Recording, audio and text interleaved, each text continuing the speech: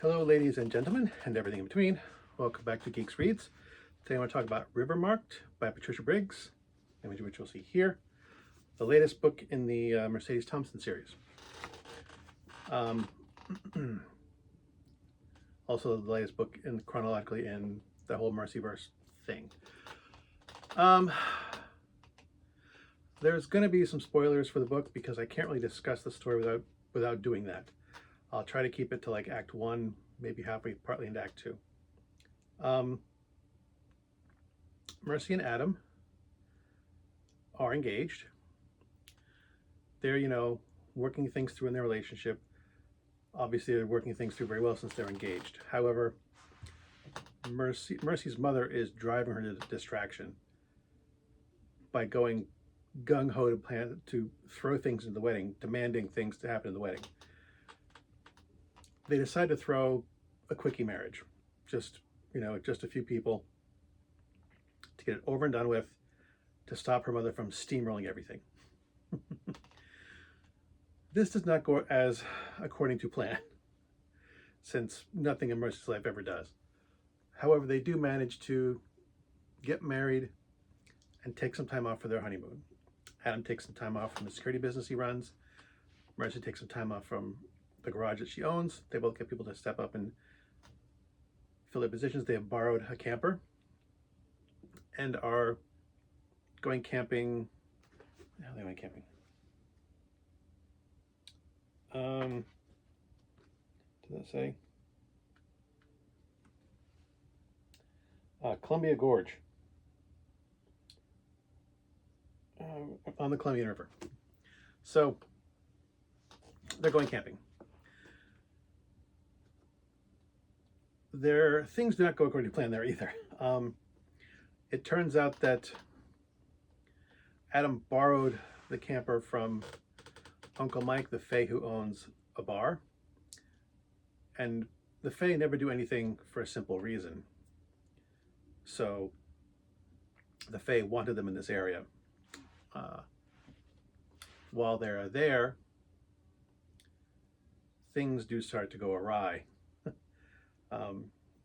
The book opens up with like notations of people missing along the river, and those numbers have been especially high this year. So that's a dead giveaway right there in the beginning.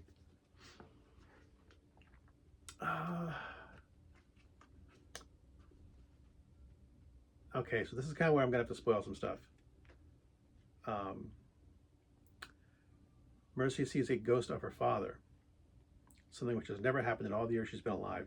He died before she was born. All she ever knows about his looks is some photographs her mother had. And, her mother was a teenager, dating a rodeo guy. And Mercy also discovers that there are also other walkers like her. Mercedes, is a coyote walker. She can magically assume the form of a coyote. That's pretty much all she can do, except for she's partly immune to magic and can see ghosts. So discovering that there are other people like her, and after I've seen the ghost of her father, is a huge revelation for her. She has this community she can possibly learn from that she never knew about existed before. And this all sort of ties into the problems on the river. Because it is their honeymoon, there is a fair amount of implied sex going on. It's not graphic, but it is heavily implied that they are very frisky.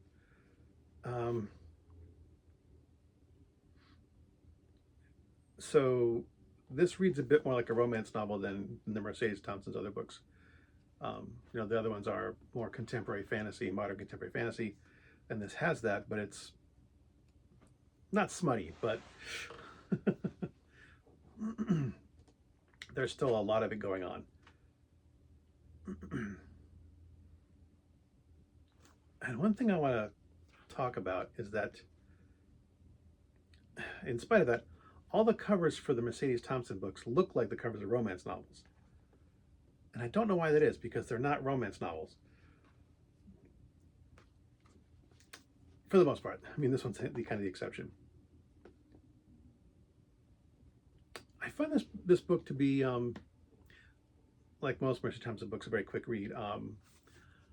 I was traveling for business last week and had a number of flight delays, so I wound up with about 6 or 7 hours of free time on my hand with nothing to do but either sit in the airport and read or sit on the plane and read. So yeah, I read this book in a single day.